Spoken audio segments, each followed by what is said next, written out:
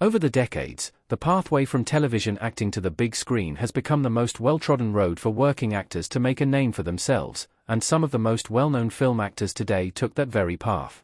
As one of the most prestigious routes in show business, cutting your teeth on the small screen is a perfect training ground for film acting. While TV acting and film acting are often two very different skill sets, learning more about the technical side of the business can come easier in the daily grind of television, while the artistic composure of the craft can come from film. Honing one's craft as an actor under a demanding schedule can prove to be tremendously valuable for those who are just starting out. With tight constraints and different desired outcomes, television offers actors a sense of visibility, stability, and a steady paycheck that can help them grow into a better performer over time. Though the explorations done with characters are different in film, TV can offer a sense of longevity that actors may enjoy early on in their careers. Taking the leap to the big screen is validating after working so hard. Though the lines are often more blurred now than they were in the past, jumping from TV to film still signifies a shift in an actor's career. In the past, especially in the 80s, 90s, and early noughties, moving from TV to film made it clear that an actor's work was meant to be taken more seriously than it had been before. The jump from steady sitcom or drama to box office lead meant finally ascending into the world of cinema, and for some, it opened a door to superstardom that went beyond the realm of what they believed possible. For some household names, their starts on TV are something the new generation isn't even aware of, or forgets because of their silver screen pull. 8. Bruce Willis moonlighting. Although most know Bruce Willis as a megastar who took the action world by storm in the late 80s, he was introduced to the masses during his time on Moonlighting. The series, which ran from 1985 through 1989, saw Willis as Detective David Addison Jr., a wisecracking investigator who worked opposite Sybil Shepherd, former model and David's partner Maddie Hayes. The series, which blended comedy and drama in a successful way on the small screen for one of the first times, was a massive hit, earning Willis an Emmy and a Golden Globe for his performance. While he was still on Moonlighting in 1988, Willis appeared in the first Die Hard film. Leveraging the success he'd found on TV, Willis went on to become a big-screen superstar. Steve Carell. The Office. As the ever-lovable and socially unaware Michael Scott, Steve Carell made a name for himself on the small screen before he made the jump to film. First appearing on The Dana Carvey Show in 1996, Carell found himself on The Daily Show with Jon Stewart for years prior to his time on The Office. When he finally landed the NBC sitcom, the stars were aligned. While The Office was a tough sell in the beginning, when it hit its stride, Carell was quick to become a star. During his time on The Office, Carell appeared in Anchorman, as well as the career-defining film The 40-Year-Old Virgin, which he co-wrote with Judd Apatow. Since, Carell has done a blend of TV and film, continuing his path to stardom. Michael J. Fox. Family Ties. A young Canadian actor looking for his big break, Michael J. Fox's first big role was on Family Ties, the 1982 sitcom from Gary David Goldberg. Playing young Republican Alex P. Keaton, Fox made a name for himself in the role, bringing his charm and comedic timing to the role that won him 3 Emmy Awards through its 7-year run. During his time on Family Ties, Fox landed the iconic role of Marty McFly in the Back to the Future trilogy, famously filming both the TV series and the movies at the same time. Going on to star in box office hit Teen Wolf shortly thereafter, Fox became a household name and eventually, upon Family Ties' end, found himself cemented as a film actor. Olivia Wilde.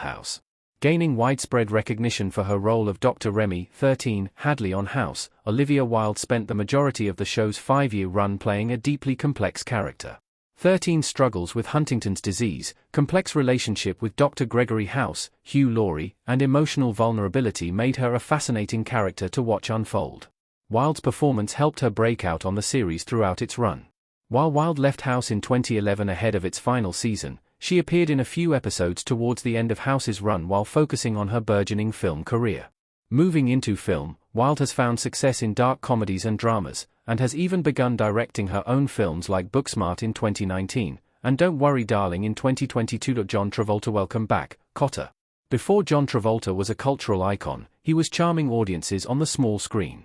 First gaining recognition as Vinnie Barbarino on Welcome Back, Kotter, Travolta worked alongside fellow young actors during his years on the show.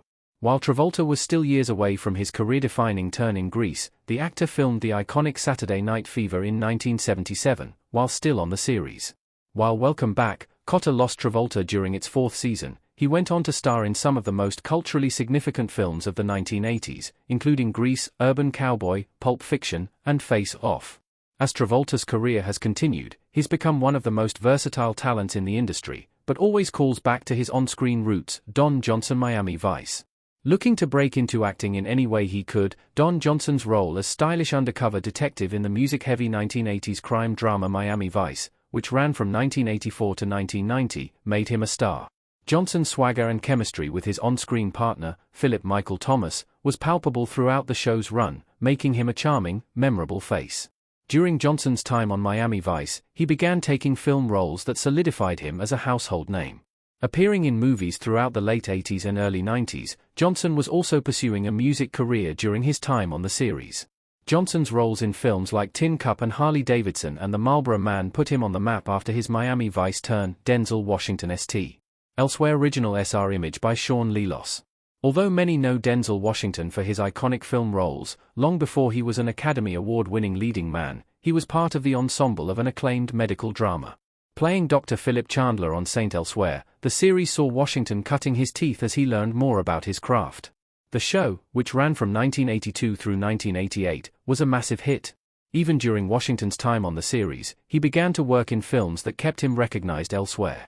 Winning his first Academy Award for his role in Glory just a year after St. Elsewhere's end, Washington went on to deliver acclaimed work in films like Malcolm X, Training Day, Philadelphia, and Man on Fire. Washington is still one of the most in-demand actors in Hollywood. George Clooney Er. Prior to George Clooney's illustrious film career, he spent years on the small screen looking for success.